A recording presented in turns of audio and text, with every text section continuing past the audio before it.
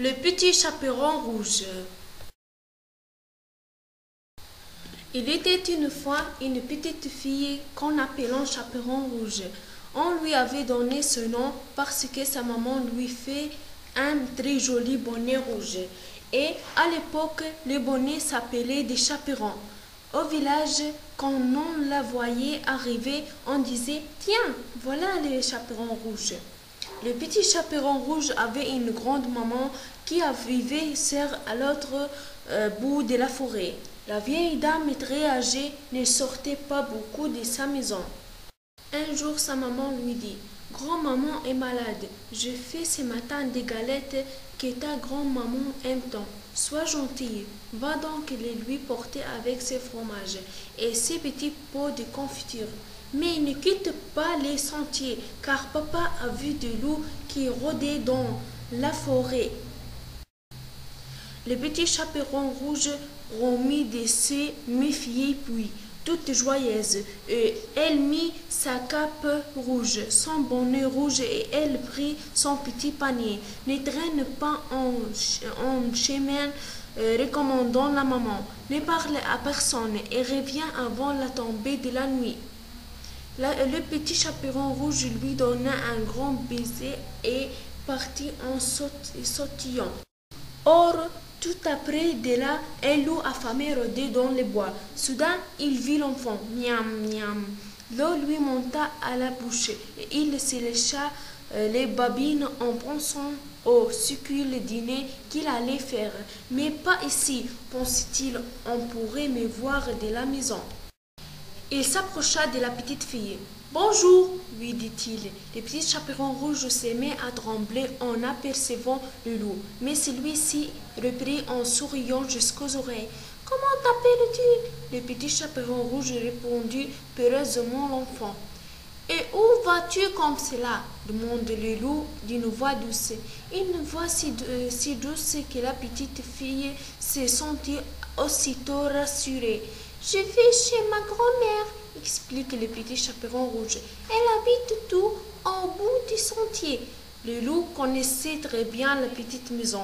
« Excuse-moi, dit-il, je suis pressé. J'ai été ravi de faire ta connaissance.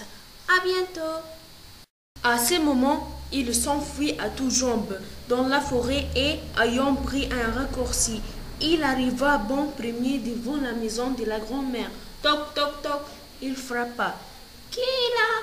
demanda la vieille dame du fond de son lit. « Le petit chaperon rouge, » sursura le loup, qui est très doué pour les imitations. « Tire les chevilles et la bobinette » s'écria la grand-maman et grand-mère, tout joyeuse de voir sa petite fille.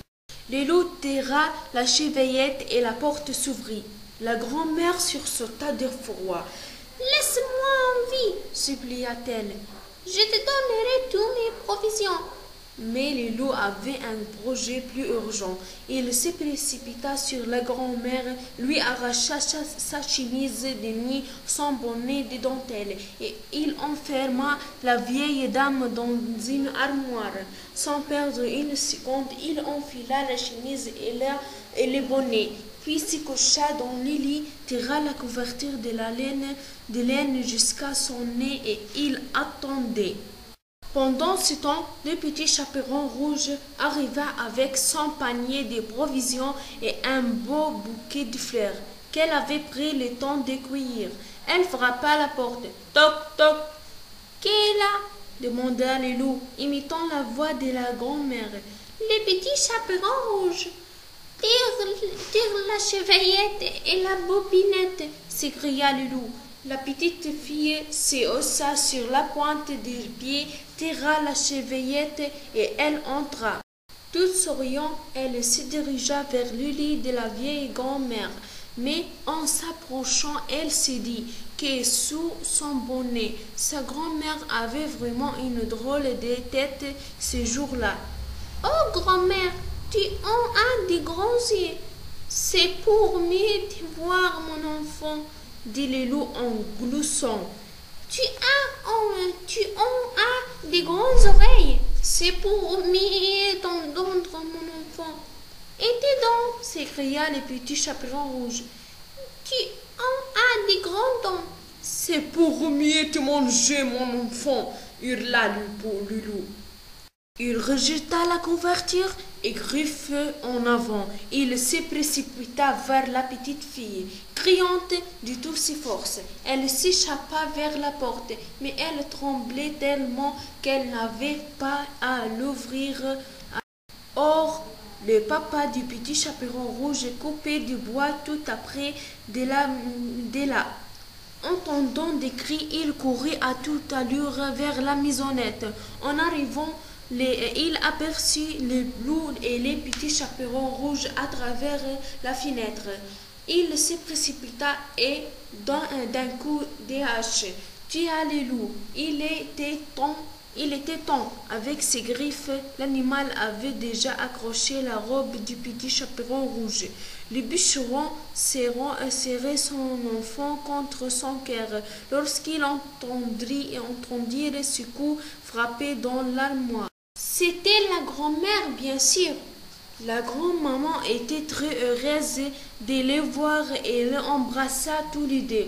Le bûcheron apporta le loup très loin de la maison. La grande-maman fit promettre au petit chaperon rouge de ne lui jamais parler à Queen Loup, même s'il avait l'air très gentil. Heureusement, les galettes, les fromages et les pots de confiture étaient encore dans le panier. Le petit chaperon et sa grand-maman s'en régalèrent tout on se promettait de se voir plus souvent, mais sans le loup cette fois, dit grand-maman.